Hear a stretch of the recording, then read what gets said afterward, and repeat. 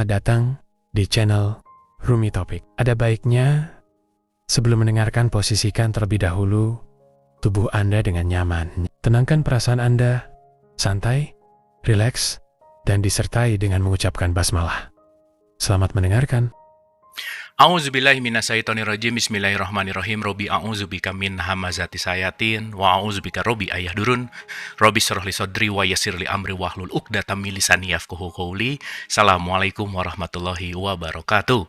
Salam sejahtera untuk kita semua. Rahayu, namaste, Om Swastiastu, Namo Buddhaya. Salam kebajikan dan sehat untuk kita semua. Kita kedatangan Gus Chandra Malik.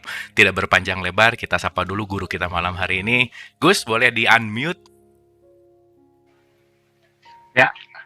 Oke, wah ini setting baru nih kayaknya nih. Assalamualaikum. Sehat Gus? Sehat, alhamdulillah. Alhamdulillah. Oke Gus, malam hari ini seperti biasa kita haus akan wejangan-wejangan dari Gus Chandra nih. Monggo silakan. Ya. Bismillahirrahmanirrahim. Assalamualaikum warahmatullahi wabarakatuh. Waalaikumsalam warahmatullahi. Alhamdulillahirabbil alamin. Allahumma shalli ala sayyidina Muhammad wa ala alihi wa ashabi ajmain. Amma ba'd. Terima kasih Kang Abu Marlo atas kesempatan yang berulang kali ini di Dialog Positif. Semoga Kang Abu Marlo dan teman-teman semuanya sehat walafiat, tidak kurang suatu apa. Panjang umur, bahagia sejahtera, istiqomah. Dan insya Allah nanti pada akhirnya husnul khatimah. Amin. Saya diundang oleh Universitas Nahdlatul Ulama di Yogyakarta. Di antara deretan para kiai yang mereka diberi rundown di mata acara bincang tentang ini, tentang itu, kemudian ngaji ini, ngaji itu. Pas giliran Chandra Malik, sesinya sesi hiburan. Ini kan agak-agak kurang ajar nih sebenarnya ya. Tapi memang begitulah. Di Nahdlatul Ulama itu sudah sering terjadi saling olok-olokan spiritual seperti itu. Ya. Oke. Saya bilang makom saya paling tinggi di antara para kiai. Ya. Karena para kiai tadi yang sudah berserius-serius seria itu ternyata ujung-ujungnya juga tidak serius. Nah, saya dari pangkal sampai ujung, dari awal sampai akhir jelas tidak serius dan insya Allah tidak akan pernah serius. Yang kedua, di antara amalan-amalan yang dicintai oleh Allah setelah kita membereskan segala urusan wajib adalah memasukkan kebahagiaan di hati sesama orang yang beriman. Nah, sesi hiburan ini kan sesi yang membahagiakan. Ya. Insya Allah tidak terlalu banyak berdalil, tidak terlalu banyak berdalih, tidak judgement, tidak menilai orang lain berdasarkan amal perbuatan mereka. Ya, saya ini kan tidak tahu amal perbuatan sampean apa. Bagaimana bisa saya menilai amal perbuatan sampean? Sejak kapan saya menggantikan tugas malaikat? Sejak kapan saya menjadi panitera, pencatat amal kebaikan? Tidak juga. Oleh karena itu, orang-orang yang pada makomat hiburan, orang-orang yang sudah membebaskan dirinya dari sekat-sekat yang membatasi. Ketika kedua orang tuamu sudah meninggal dunia, atau salah satu dari mereka, itu tidak membatalkan, tidak memutuskan, tidak menggugurkan status mereka sebagai kedua orang tuamu. Ya, dan engkau pun selama-lamanya adalah anak. Ya, maka anak ini memiliki kewajiban moral untuk setidaknya melanjutkan atau mewarisi apa yang sudah dimulai oleh kedua orang tuanya. Memulai itu susah, tapi ternyata melanjutkan lebih dari susah. Nah, Kanjeng Nabi Muhammad SAW telah memulai, dan kita pada gilirannya adalah melanjutkan. Lalu apa hubungannya dengan Rajab, dengan Sya'ban, dengan Ramadan? Ya, kalau dicari-cari hubungannya sepertinya tidak ada hubungannya sebenarnya. Ya. Apalagi kalau dihubung-hubungkan dengan Chandra Malik. Waduh, nggak ada hubungannya. Dengan Abu Marlo nggak ada. Kita ini makom kita terlalu jauh dibandingkan makom Kanjeng Nabi Muhammad SAW. Sehingga saya berani menilai diri saya sendiri, mustahil bisa melanjutkan perjuangan Kanjeng Nabi Muhammad SAW. Oke. Yang bisa kita lakukan adalah mengikuti jejak-jejaknya. Ini ada dua perbedaan, Kang Abu Marlo, antara mengikuti langkah dan mengikuti jejak. Oke. Mengikuti langkah berarti harus berjalan seiringan, berjalan beriringan, berjalan bersama-sama. Dan itu hanya bisa dialami oleh para sahabat pada waktu itu yang hidup satu zaman dengan beliau. Para sahabat pun kemudian akan meninggalkan jejak-jejak yang bisa kita ikuti terus-menerus sampai pada zaman kita. Yang seiring sejalan dengan para sahabat, mungkin ya tabi'in terus ke bawah sampai pada akhirnya sampai kepada kita. Nah, bisa dibayangkan seberapa besar bias yang terjadi. Kurun jarak waktunya sekitar 1.500 tahun. Banyak sekali mungkin hal-hal yang telah berubah.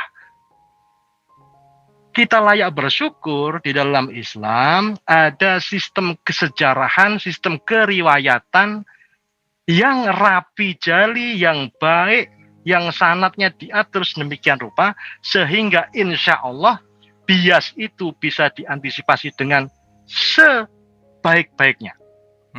Nah, oleh karena itu memang kita selalu disarankan untuk belajar dari para guru, yang belajar dari gurunya, yang belajar dari gurunya, sampai yang paling atas belajar kepada Kanjeng Nabi Muhammad SAW. Ya, inilah yang bisa kita jadikan pegangan dalam mempelajari kehidupan, khususnya dalam mempelajari Islam, dalam memperkaya iman. Kita tidak boleh sembarangan belajar kepada siapa yang tidak memiliki riwayat keilmuan dan keguruan yang kuat sampai kepada la ilaha illallah Muhammadur Rasulullah secara sanad keilmuan, secara sanad keguruan sampai kepada Muhammadur Rasulullah. Karena yang sampai pada Muhammad Rasulullah niscaya akan sampai kepada Jibril alaihissalam, yang niscaya akan sampai kepada Allah Subhanahu wa ta'ala. Nah, tahun-tahun ini tahun-tahun yang mengasyikkan sebenarnya. Kalau kita pandai bersyukur, kalau kita pandai menikmati apa-apa yang telah diberikan oleh Allah.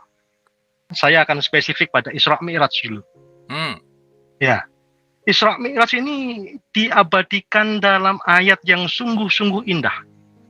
Bismillahirrahmanirrahim. Ini terlalu serius enggak ya? Aman Gus, aman, mantap. Aman ya. Yo, cuman di Abu Marlo ini aku bisa agak serius. Yang lain itu dianggap hiburan aku tuh. Hiburan. Gak pati percaya wong-wong gila aku sondalil so ceramah. Nah, percaya mereka. Karena mungkin aku sudah tidak menganut sistem bisyarah, sistemnya honor. Ya, kalau para yai dengan segala hormat mereka sistemnya bisyarah. 2M. 2M itu apa? Makasih gitu ya. Ya, kalau saya sudah pakai sistem honor, ya, harus jelas, profesional. Ini ya, beda ya, udah beda ya. Makomnya beda. Makom ngawur. Ya. Wedi dosa tapi juga wani njaluk ngapura kan gitu. Nah, subhanalladzi asra bi 'abdihi lailam minal masjidil haram ilal masjidil aqsa alladzi barakna haulahu linuriyahu min ayatina. Innahu huwas samiul basir. Ayat ini dibuka dengan mempertunjukkan secara terang benderang kemahasucian Allah. Subhanalladzi, ya, subhana, maha suci Allah. Ini menegaskan kalau kita hendak berurusan dengan Islam, ingatlah bahwa Islam itu agama yang suci. Ya, Islam itu agama yang suci, diturunkan oleh Allah yang maha suci. Ya, pada bulan Ramadan yang merupakan bulan suci. Ya, diberikan kepada Kanjeng Nabi Muhammad SAW yang dimaksumkan, yang disucikan dari segala dosa. Dan yang diturunkan itu adalah kitab suci Al-Quran. 5 hal suci, Abu Marlo. Ya, Allah yang Maha Suci menurunkan kitab suci Al-Quran pada bulan suci Ramadan, ya, kepada Nabi yang telah disucikan Muhammad SAW yang berisi ajaran risalah Islam tentang bersuci, tentang mensucikan Allah, mensucikan diri dan memuji kesucian Allah. Itu artinya jangan main-main sama Islam. Ya. Jangan main-main, jangan bikin perkara. Ini perkara suci, ini hal suci. Segala sesuatu, siapapun itu, apapun itu, yang berusaha menistakan Islam, menistakan Quran, menistakan Kanjeng Nabi, menistakan Allah, bahkan na'udzubillah min dzalik, maka dirinya sendiri itulah yang akan nista. Ya. Jadi nggak perlu khawatir orang Islam itu sebenarnya. Siapapun yang menghina Islam, Kanjeng Nabi, Quran, Ramadan, dan bahkan Allah Subhanahu Wa Taala, dirinya sendiri nanti akan hina, akan berbalik, berpantul kepadanya. Ya. Apalagi inna nahnu nazzalna dzikra wa inna lahu lahafizun. Sesungguhnya kamilah Allah lah yang menurunkan Al-Quran dan Allah sendiri yang menjaganya. Menjaga kemurnian Al-Quran. Bayangkan, dijaga satpam komplek aja insya Allah komplek aman. Pasang alarm, pasang segala macam sistem keamanan pasti aman. Apalagi ini yang menjaga Allah sendiri. Maka penjagaan Allah tentu saja penjagaan yang terbaik dan Allah adalah sebaik-baik maha penjaga. Dan yang dijaga kemurnian Quran. Ya, kemurnian Al-Quran itu bagaimana kita menilainya? Ini saya punya quote yang semoga bisa menginspirasi. Engkau sangka engkau telah menyentuh airnya, padahal engkau hanya menyentuh basahnya. Nah, air sama basah beda. Oke, keren. Oke. Nah, zat, kalau kita mau bicara zat, zatnya air. Sifatnya air apa? Ada yang tahu sifatnya air? Kan ada 4 hal kalau kita mau belajar. Zat, sifat, asma, af'al. Zatnya anggaplah sebagai ilustrasi, zatnya air. Sifatnya air apa? Sifatnya air cair. Ya. Nah, ini gampang nih pelajaran fisika kelas 2 SMP mungkin. Kebetulan waktu itu saya nggak bolos. Yang ketiga, asma. Asma air apa saja? Oh, banyak sekali. Air mata, air hujan, air sungai, air laut, ya, air minum, air ini, air itu. Kalau dalam Islam kita mengenal nama-nama Allah. Ya, apa? Wallahu alladzi la ilaha illa huwar rahmanur rahimul malikul qudusus salamul mu'minul muhaiminul azizul jabbarul mutakabbirul khaliqul bari'ul musawwirul ghafarul qahhar sampai 99. Air pun demikian. Ini supaya sampai panjenengan paham apa yang sedang panjenengan sentuh. Zatnya air, sifatnya cair, nama-namanya beragam. Af'alnya, perilakunya. Perilaku air apa? Ada yang tahu perilaku air? Itu bergerak dari atas ke bawah gitu bukan, Gus? Oke, ada lagi yang selain itu kan ada yang bergerak ke atas, namanya air pancuran. Ya, selalu mengisi tempatnya gitu. Ya, memenuhi ruang ya. Ada lagi mungkin mengalir. Mengalir, oke, apa lagi? Yang jelas-jelas merupakan perilakunya yang paling awal. Ketika mengalir pun dia, itu pernah mendengar dari ucapan saya mungkin, membasahi. Ya, perilaku air yang paling utama itu membasahi. Membasahi, bahkan membasahi dirinya sendiri. Keren ya. Jadi kalau sampean mau mensifati, mau mengafali, mau melakukan perilaku air, sampean sampai pada maqamat air, sampean harus membasahi bahkan dirimu sendiri. Oke. Ya, Wah, Al-Quran begitu. Al-Quran begitu. pakai perumpamaan air agak mudah banget untuk paham nih Gus. Mantap Iya, Gus, luar biasa Gus. Al-Quran itu air. Maka jika sampean sedang menjalankan perilaku air itu membasahi dirinya sendiri. Hmm. Siapa yang berpegang pada Quran, pada sunnah, pada samudra yang sedemikian luasnya, maha luas, itu perilaku paling utamanya membasahi. Oke. Di situ ada kesejukan, keteduhan, kelegaan, harapan kehidupan. Air kan perlambang kehidupan. Ya. Air begitu sekalinya dia tergenang, kotor sudah. Ya. Dia harus mengalir perilaku berikutnya. Dia memenuhi ruang, ya. Dia kemudian terus-menerus tawadhu. Ini penting nih tawadhu ini. Mengalir ke bawah. Mengapa? Karena pada lanjutan ayatnya, Subhanalladzi asra. Diperjalankan, memperjalankan. Siapa yang diperjalankan oleh Allah? Subhanalladzi asra bi abdihi. Maha suci Allah yang telah memperjalankan hambanya. Nah, ini sebenarnya peluang besar buat kita semua, bapak-bapak, ibu-ibu. Peluang besar apa, Gus? Peluang besar untuk dalam kurung bisa diperjalankan oleh Allah. Oke. Ada kesempatan berarti ya Gus ya? Ada. Karena ternyata Muhammad ibni Abdillah, Muhammad anaknya Abdullah, ketika diperjalankan dalam Isra Mi'raj, bukan dalam kedudukan sebagai nabi, bukan dalam kedudukan sebagai rasul, bukan dalam kedudukan sebagai uswatun hasanah, bukan dalam kedudukan sebagai pemimpin umat terakhir, pemimpin umat terbaik, melainkan dalam kedudukan sebagai hamba. Oke. Ya, bukan dalam kedudukan host dialog positif juga. Bukan dalam kedudukan host humor sufi juga. Tapi dalam kedudukan hamba. Okay. Bukan dalam kedudukan presiden, wakil presiden, menteri, komisaris, apapun itu, bukan. Tapi dalam kedudukan hamba. Nah, tinggal persoalannya, mau atau tidak mau sampean jadi hamba. Biasanya nggak mau, Kang Abu.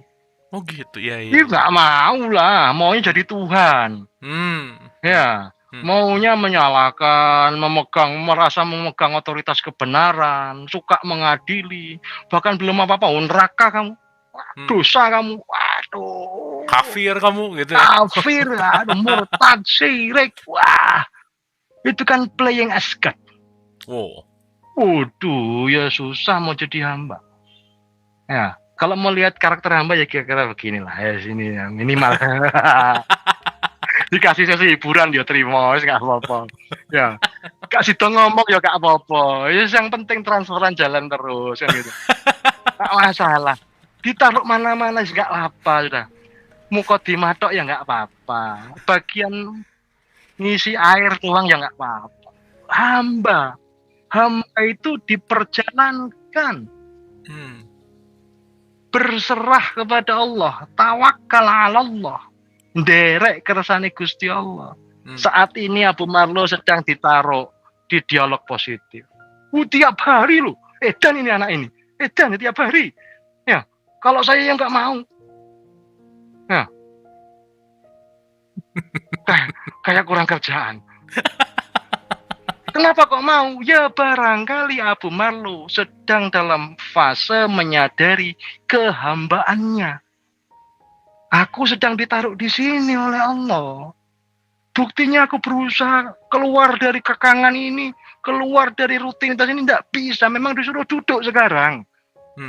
Aku dulu mengawali karirku sebagai mentalis, mungkin pesulap. Buktinya itu hanya dijadikan latar belakang oleh Allah, jadikan pondasi.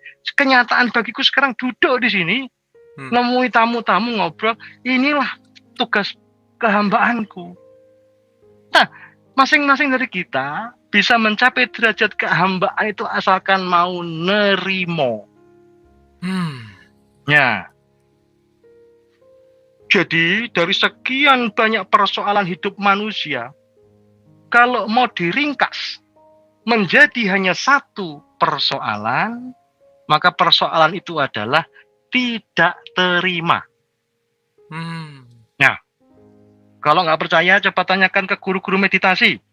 Nanti sampean akan diajari terima, acceptance. Ya, sampean mau belajar kemana aja, nanti akan diajari acceptance, menerima. Kenapa? Karena menerima itulah kenyataan yang paling nyata bagi kehambaan kita. Semua sudah diatur sedemikian rupa oleh Allah. Ya. Akan mulai menjadi penyakit kalau kita mulai tidak mau menerima. Ya. Mulailah nanti pusing-pusing, mulailah nanti kemudian stres, mulailah nanti psikosomatis, mulailah nanti jantungan, mulai nanti darah tinggi, mulai nanti kemudian stroke, suwe-suwe mati, kan? Gara-gara nggak terima. Ya, semua sudah diatur kok. Ya, denial, penolak denial, penyangkalan, kemudian penolakan, itu ya asal muasal segala penyakit. Karena kita tidak mau bersyukur. Nah, tidak akan berpanjang di situ. Subhanalladzi asra bi'abdihi laila, pada malam hari. Kenapa kok malam? Ya. Kenapa kok malam? Ya, pernah ada orang Madura protes. Ya. Itu negara ini, negara itu sudah sampai ke bulan. Ya, kita nggak usah lagi lah ke bulan. Terus kemana? Ke matahari. Bu, matahari. Matahari kan panas. Loh, kita berangkatnya ba'da maghrib.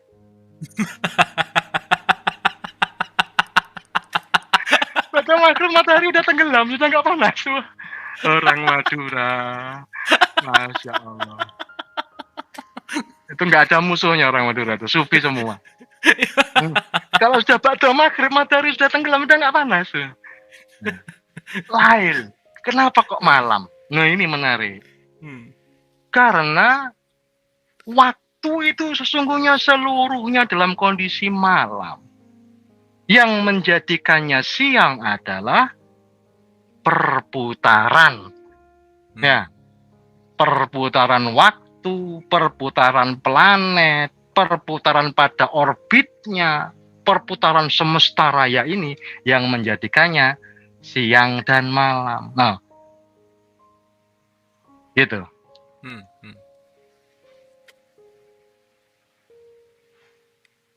Siang dulu apa malam dulu ya yang benar ya? Nah, yang benar siang dulu atau malam dulu? Ya pasti malam dulu. Lailatun nahar, ya. Malam dan siang. Silih bergantinya malam dan siang. Maka keutamaan diletakkan pada malam hari. Pada malam hari itulah mulai terjadi pada diri manusia munculnya kejujuran yang nyata yang disimpan pada siang harinya. Siang hari kita cenderung menutup-nutupi diri, malam hari kita sudah tidak lagi bisa menutup diri. Mengapa? Karena kita semakin intens berjumpa dengan diri kita sendiri. Dan pada saat itulah kita tidak lagi bisa berbohong kepada diri kita sendiri. Ya. Lanjut. Gila, terlalu serius, dikat aja, nggak usah diundang lagi. Enggak, Gus, keren, Gus. Ini belum pernah cerita Isra Mi'raj kayak gini, belum pernah, Gus. Ya. Ini mantap ini. Subhanalladzi asra bi 'abdi lailam minal masjidil haram ilal masjidil aqsa. Dari Masjidil Haram di Mekah ke Masjidil Aqsa di Yerusalem, Palestina. Itu di dalam Qur'annya disebut Masjidil Haram dan Masjidil Aqsa. Sedangkan di dalam hadisnya disebutnya Baitul Maqdis. Ya. Ini sesungguhnya kedudukan. Kedudukan bagaimana? Masjid itu kan tempatnya sujud, bait itu kan tempatnya tinggal lah kira-kira, rumah ya. Nah, sudahkah engkau berumah di tempat sujudmu sendiri? Sudahkah engkau bersujud di rumahmu sendiri? Rumah yang mana, Gus? Nah, ini dia. Rumah yang mana? Rumah yang selalu engkau bawa kemana-mana. Rumah apa itu? Ya, rumah apa itu? Tentu saja kalau kita memakai disiplin ilmu tasawuf, akan dikenal 3 macam rumah. Yang pertama, Baitul Makmur, di wilayah kepala. Ya. Baitul Muharram, di wilayah dada. Sampai pusar itu ya. Baitul Maqdis, di wilayah bawah pusar.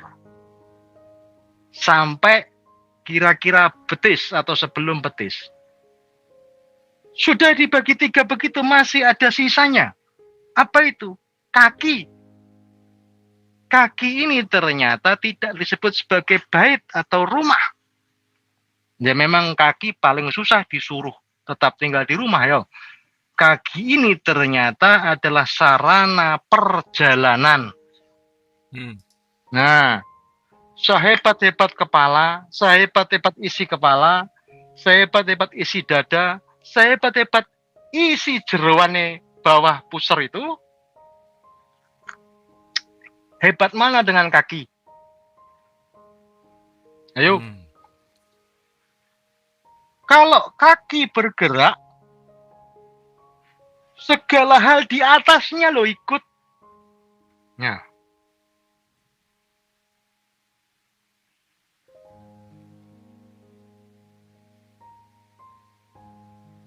Ya. Segala hal di atasnya lo ikut. Baik yang bagian bawah pusar, dada sampai kepala ikut menuruti kemanapun perginya kaki. Inilah yang utama ternyata. Gerak kepalamu nggak dihitung.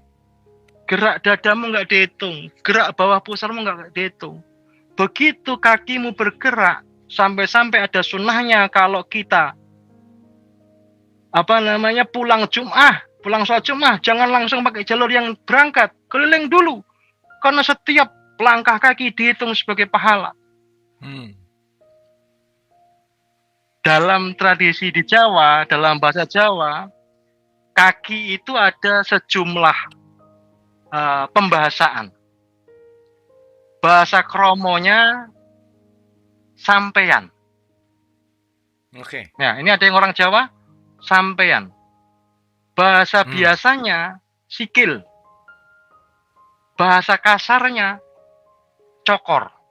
Nah, cokor atau ceker, kemudian sikil, kemudian suku, kemudian sampeyan. Ya, sampeyan. Dan ternyata raja-raja Mataram, raja-raja Jawa, gelarnya itu sampeyan dalam. Atau kakinya, kakimu. Yang digelari itu menggunakan gelar kaki. Surga adanya di mana, Bu Marlo? Telapak kaki ibu. Nah, kaki. Kaki. Jadi kepalamu ini isinya apapun terserah. Wis. Dadamu ini isinya apapun terserah.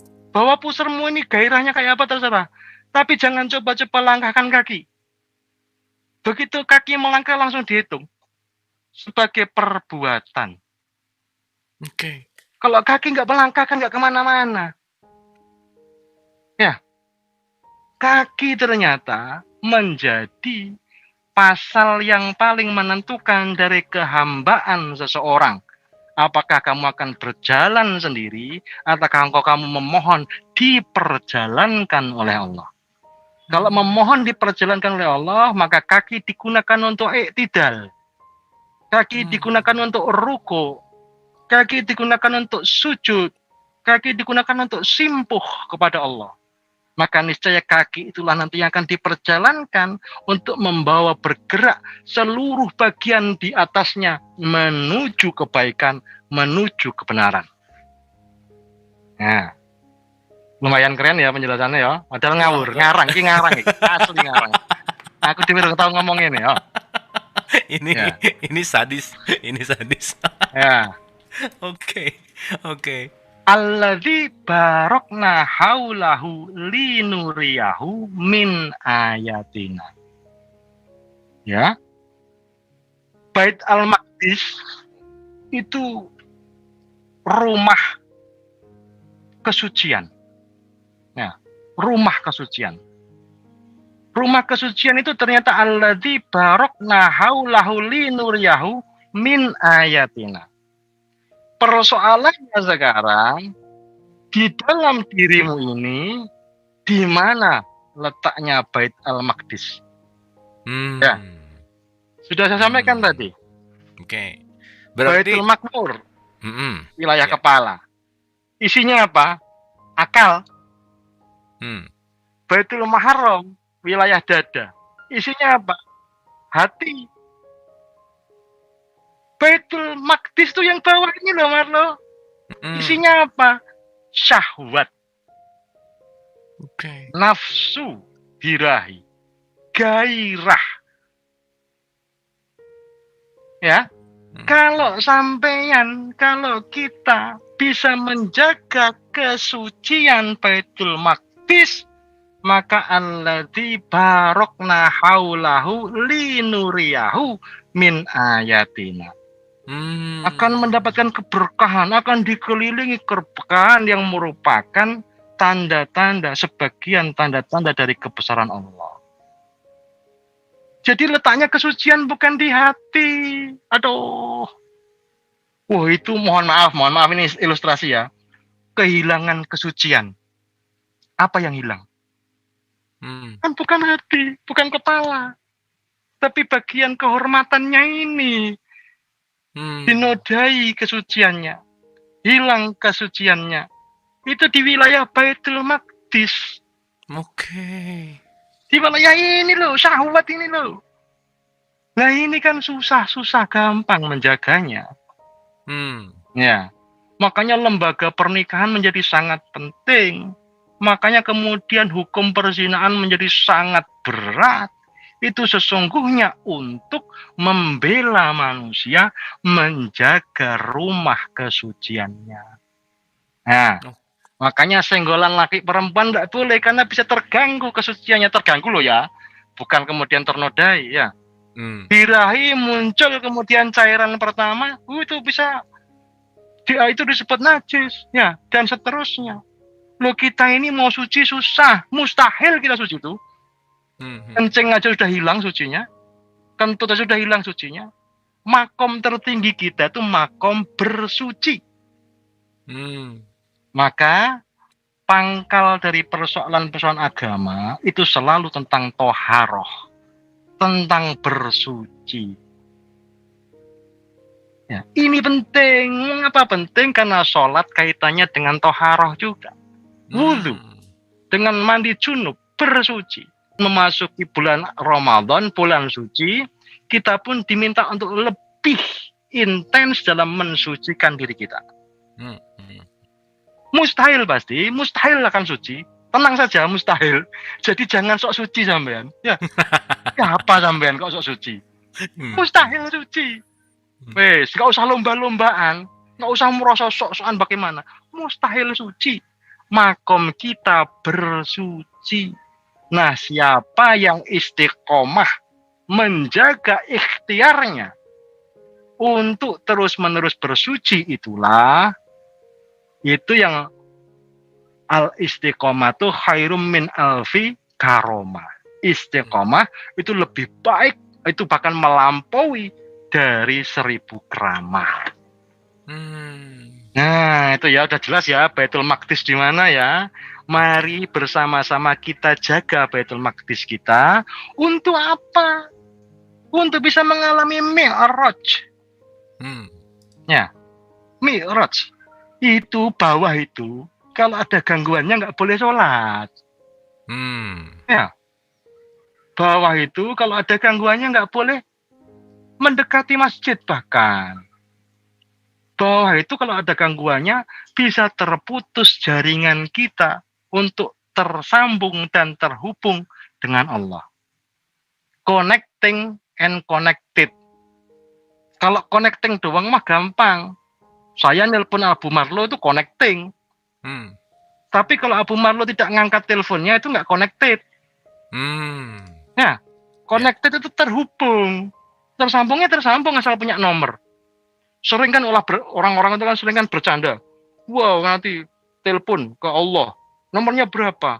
24434. Duanya subuh, 4-nya duhur, 4-nya asar, 3-nya maghrib, 4-nya isya. Telepon. Iya, duwe nomor telepon nih. Tapi kalau gak diangkat karo Gusti Allah. Terhubung, tersambung iya tersambung, tapi tidak terhubung. Saya punya nomornya Pak Jokowi. Tapi kalau saya nelpon mau diangkat, ya nggak mungkin diangkat, mau nggak terhubung. Ya, ini loh keterhubungan dengan Allah. Kalau ketersambungan tersambung, terhubungnya yang nanti dulu. Nah, syarat mutlaknya pertama tadi saya ulangi, kita berurusan dengan hal-hal suci. Yang kedua, kita menyediakan diri berserah untuk diperjalankan. Yang ketiga, kita harus mau dan mampu menduduki posisi kehambaan. 4, kita mulai jujur pada diri sendiri, sebagaimana kita tidak mampu berbohong pada malam hari.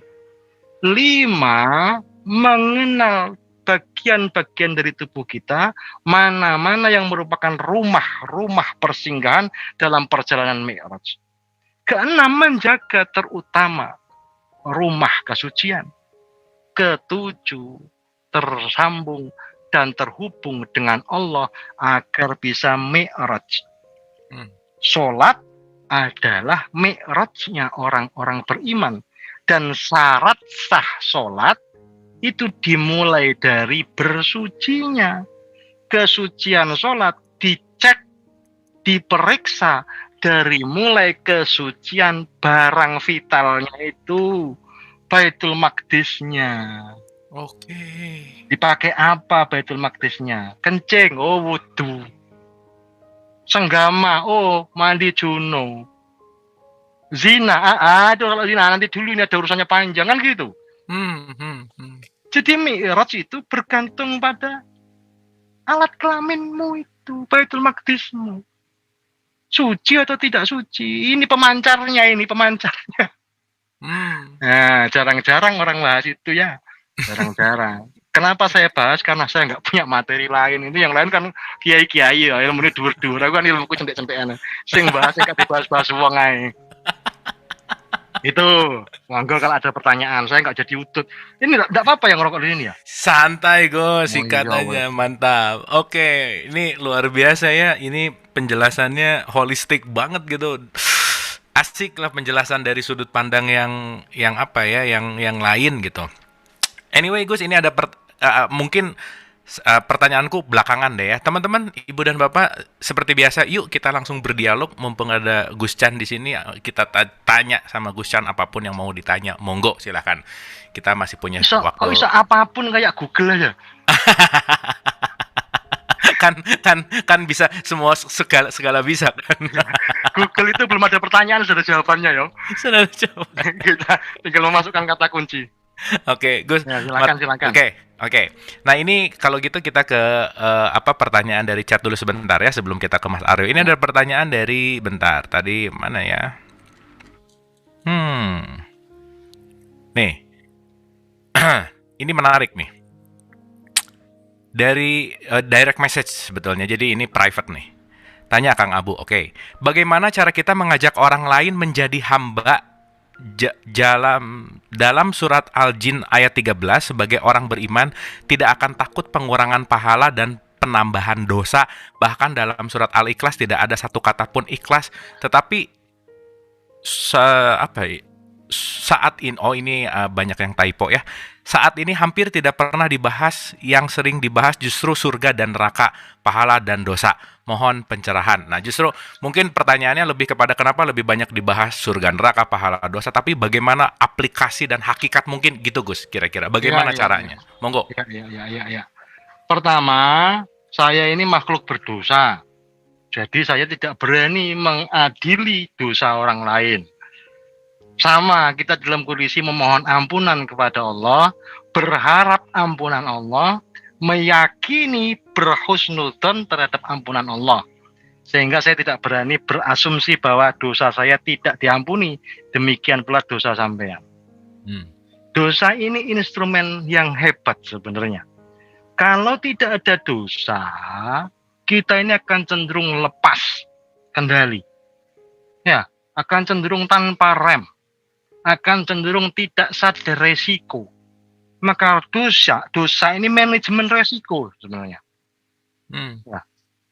Tanpa manajemen resiko, kita tidak bisa mengukur atau mengetahui, bahkan mengenal batas. Kalau kita tidak mengenal batas, maka kita akan cenderung melampaui batas itu. Kalau kita melampaui batas, maka Allah akan tidak suka kepada siapapun yang melampaui batas. Jadi ini sudut pandang yang relatif baik terhadap dosa. Tidak perlu khawatir terhadap dosa. Mengapa? Karena kita tidak perlu mengkhawatirkan ampunan Allah. Ya. Kalau kata orang-orang tua ini kan sudah banyak yang sepuh ya, pasti sudah ingat juga omongannya sendiri. Manusia itu tempatnya salah dan dosa. Benar nggih? Sudah jelas kita tuh wadahnya salah dan dosa. Jadi berusaha berbuat benar bagaimanapun yang terjadi salah.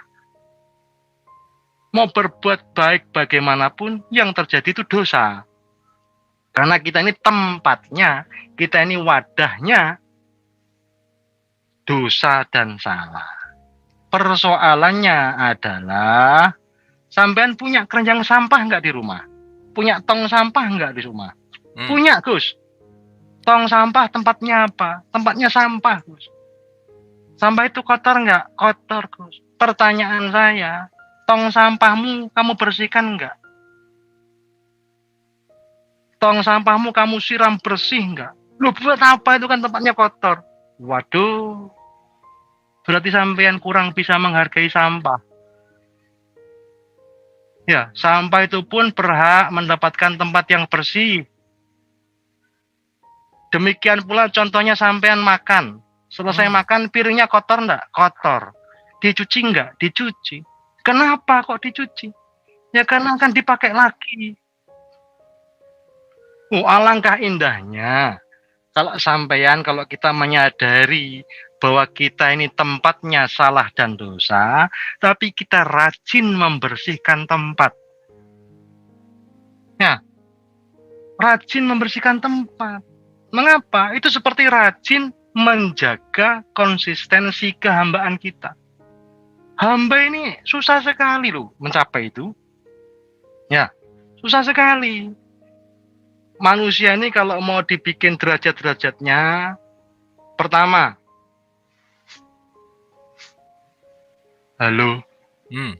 Bashar. Bashar itu apa?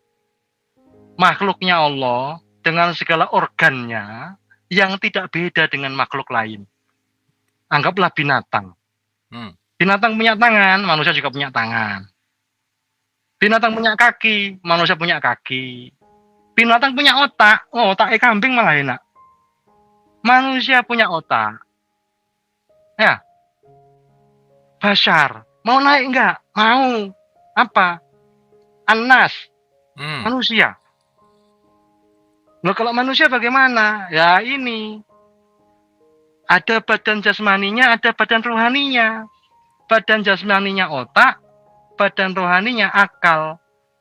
Badan jasmaninya jantung, badan rohaninya hati.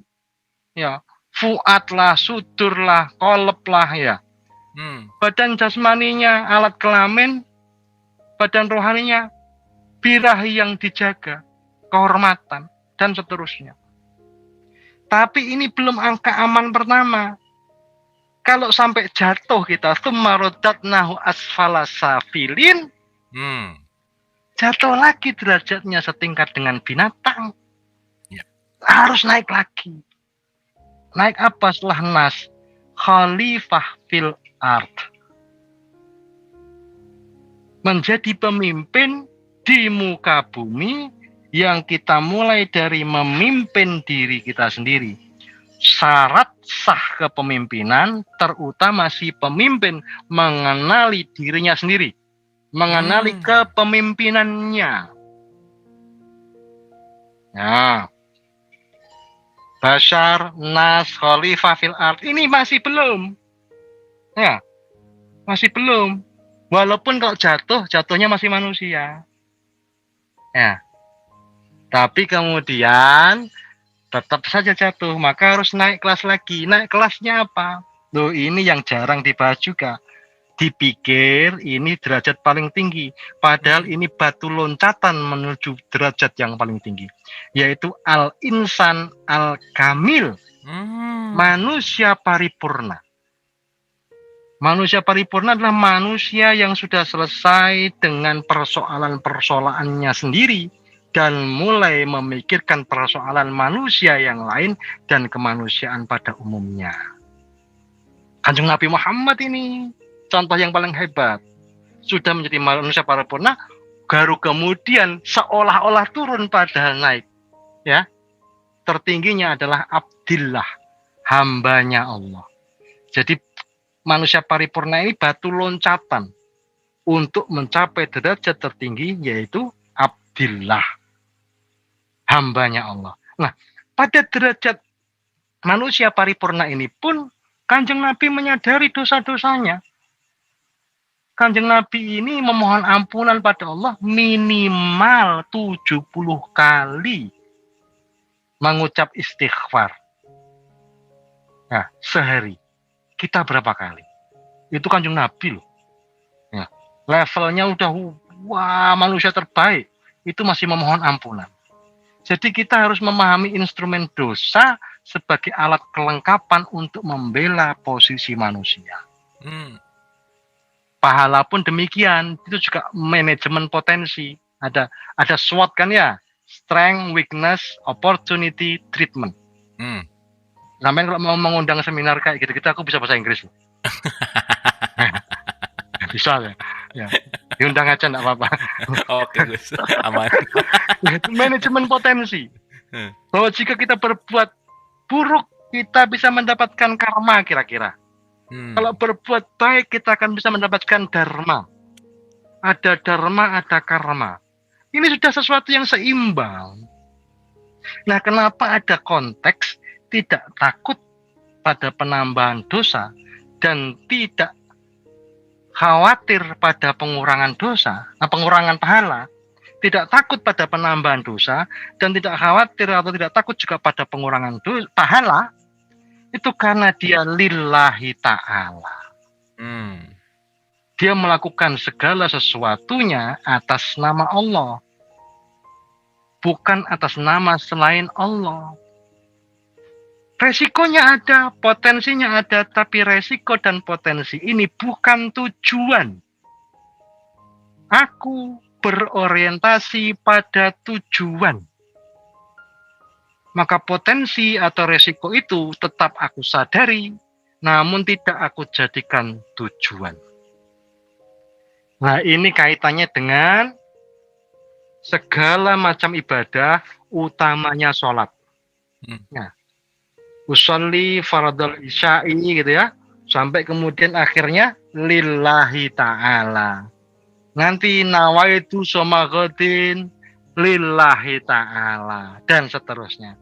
Lillahi ta'ala inilah yang menegaskan bahwa kita menyadari manajemen potensi, manajemen resiko, namun tetap kita berorientasi pada pencapaian tujuan. Ini bisa diundangin untuk seminar SDM ini. Oke. Gitu ya. Terima kasih Gus, itu luar biasa. By the way, di awal tadi dikatakan bahwa kita ini mengikuti jejak Rasulullah gitu ya. Nah, mengikuti ini ada beberapa argumen. Mengikuti itu sekarang itu kita tuh mengkreasikan apakah memperbanyak jumlah orang Islamnya atau memperbanyak masjid-masjidnya, tempat-tempat ibadahnya. Apa sih karya nyata untuk mengikuti jejak tuh seperti apa sih, Gus? Monggo Ya, silakan. terutama memperbanyak zikir, Hmm. memperbanyak wirid, memperbanyak eh, amal soleh, memperbanyak ibadah. Hmm. Kalau mau berorientasi pada kuantitas, Oke. bukan memperbanyak jumlah peserta, jumlah partisipan, atau jumlah umat, bukan. Orientasinya bukan pada itu.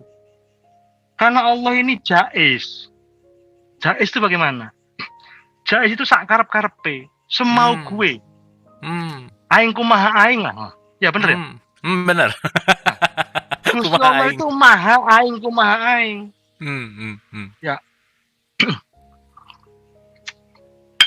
begini-begini orang dengar saya.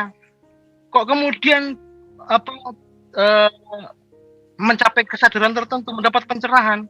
Bukan karena saya. Hidayah, petunjuk itu semata-mata dari Allah.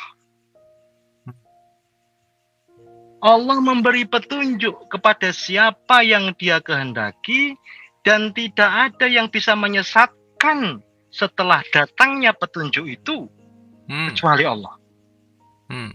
Allah menyesatkan siapa yang Dia kehendaki dan tidak ada yang bisa memberinya petunjuk setelah datangnya kesesatan itu kecuali Allah.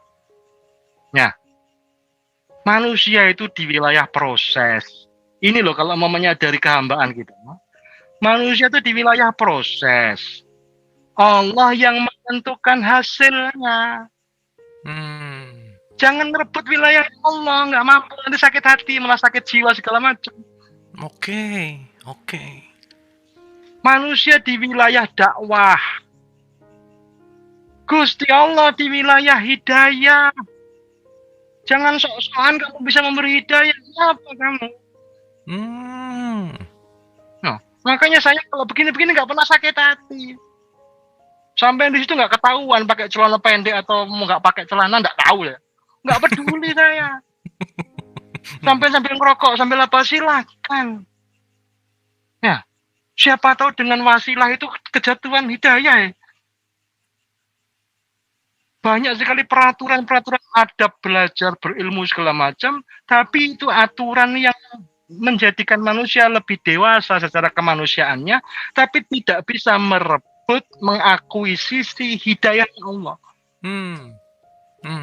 Di pesantren-pesantren banyak cerita, terutama santri-santri dalam. Santri dalam itu santri yang didhawuhi diperintah ngurus rumahnya kiai. Yang lain pada ngaji, dia ngosek WC, dia bikinkan minum, dia ngurusi anak-anak kiai, dia mungkin bersihin kendaraan dan lain sebagainya. Tapi lebih pintar daripada yang ngaji-ngaji. Ya, kenapa?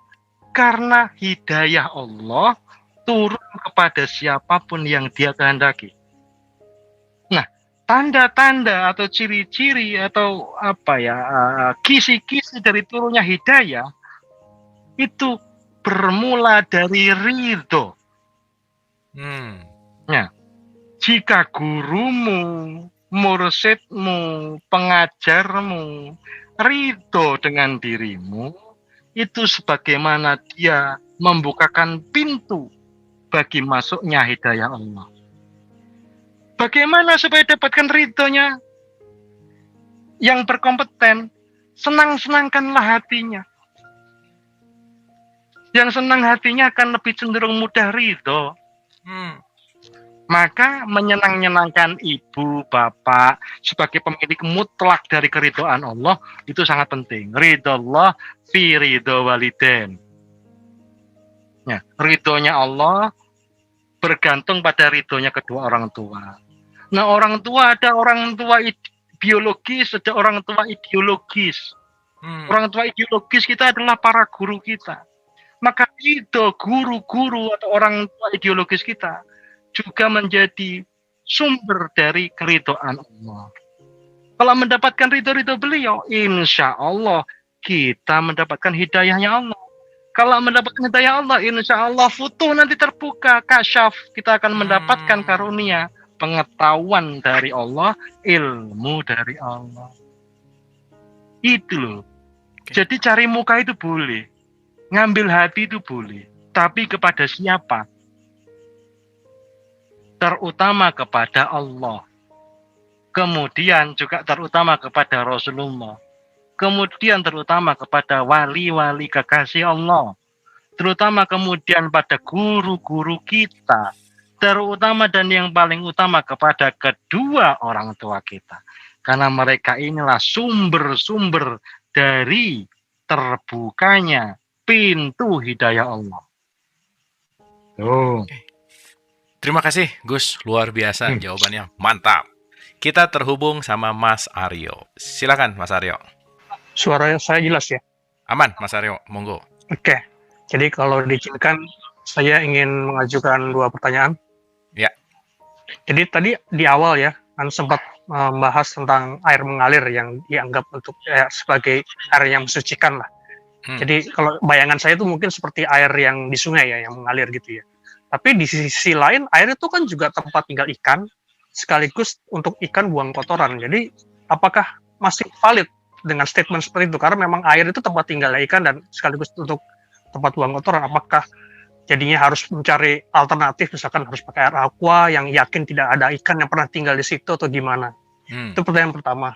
Dan kedua tadi juga sempat membahas ibu tentang surga dan ibu kan, di mana surga berada di bawah telapak kaki ibu. Tapi bagaimana dengan bayi-bayi, misalkan yang lahir lewat proses eksogenesis yang seperti lewat proses lab gitu ya, sehingga tanpa ada rahim ibu, tidak punya bapak dan ibu. Nah itu ibunya nggak ada atau jadi mau gimana ini dengan posisi si bayi ini? Gimana caranya dia nanti untuk mencari surga ini yang tidak ada ibunya? Itu saja pertanyaan saya. Terima kasih. Ya.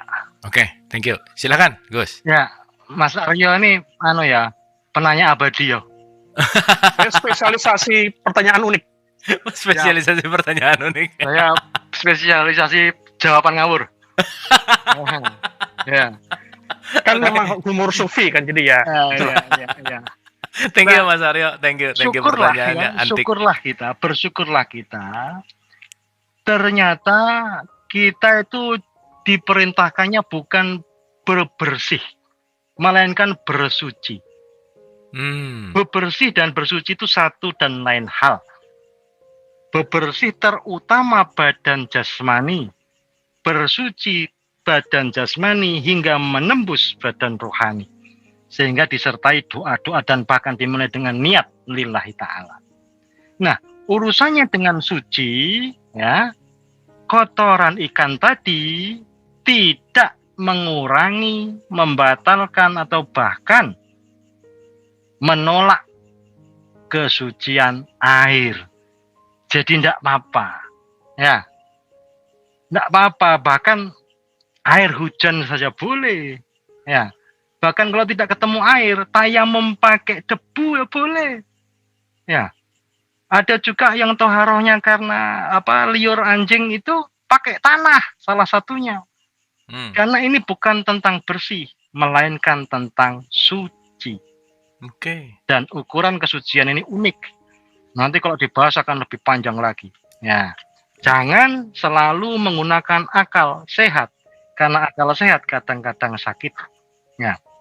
Terus iman itu melampaui segalanya, dan kemudian di wilayah iman itulah kita akan menemukan rahasia-rahasia dari perintah Allah. Itu yang pertama. Yang kedua, bagaimana ini anak yang dilahirkan dengan jalan yang unik? Mengapa kok unik? Karena orang sakbae ini tidak seperti lazimnya. Lazimnya kelahiran, lazimnya ibu giving birth, ya, persalinan, itu melalui jalan lahir. Kalau orang Jawa bilang melalui gua garbo. Ya. Pintu rahim terbuka, kemudian anak lahir dari situ. Nggak usah dibahas lebih lanjut ya. Itu ada berapa titik di situ. Itu pelajaran tasawuf itu. Oh.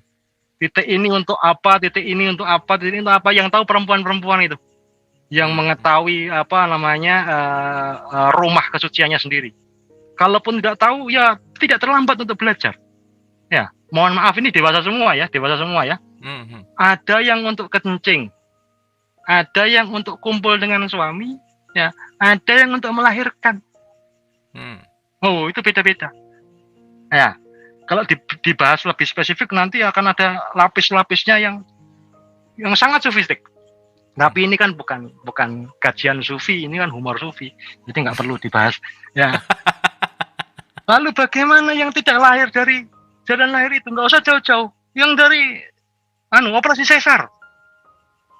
Operasi sesar kan dari perut. Ya. Kemudian bahkan itu tadi operasi tabung. Apalagi itu yang segala macam. Bagaimana itu? Apakah ada ibunya? Ya jelas ada. Yang terjadi adalah barangkali tidak diketahui siapa ibunya. Tapi tidak diketahuinya ibu itu tidak membatalkan keibuan seorang perempuan dan tidak membatalkan keanakan seorang anak. Ya. Tetap saja dia anak manusia, anak seorang ibu. Nah, Islam lagi-lagi membela kemanusiaan kita. Sangat mementingkan lembaga pernikahan. Untuk apa sebenarnya? Terutama untuk melindungi silsilah kita sampai yang paling atas. Silsilah yang bagaimana? Abu Marlo ini pasti punya bin. Ya. Chandra Malik punya bin. Punya bin. Sebagian dari kita sampai kepada Kanjeng Nabi Muhammad SAW, ya. Tapi secara umum nanti bin kita akan sampai Adam alaihi salam. Maka kita disebut anak keturunan Adam. Ya. Menjadi persoalan ketika, mohon maaf, ketika seorang anak, seorang anak menjadi anak dari ibunya yang ketika ia ada di rahim ibunya, ibunya bukan atau belum istri dari bapaknya. Atau menjadi anak dari seorang anak dari seorang bapak yang ketika dia berada di rahim ibunya, bapaknya belum atau bukan suami ibunya. Artinya apa? Artinya terjadi kehamilan di luar pernikahan. Ya, itu sangat mengkhawatirkan nanti terhadap silsilah bin atau binti dari fulan atau fulana. Oleh karena itu, Islam sangat ketat mengurusi persoalan zina demi melindungi manusia itu sendiri. Karena belum sah keturunannya ya gitu ya Gus ya. Iya. Jadi nggak jelas binnya siapa gitu ya. Bagaimana kamu bisa bin fulan kalau bapakmu ketika engkau ada di rahim ibumu belum suami ibumu? Oke. Bagaimana bisa? Syarat memiliki binnya adalah ketika bapakmu adalah suami ibumu ketika engkau dalam kandungan. Mantap Gus, terima kasih. Ini pertanyaannya unik, jawabannya juga asik banget nih, luar biasa. Anda telah menonton video ini hingga di penghujung video. Semoga video ini bermanfaat untuk Anda, serta dapat menjadikan diri Anda lebih baik dari hari kemarin. Nantikan video kami selanjutnya. Terima kasih.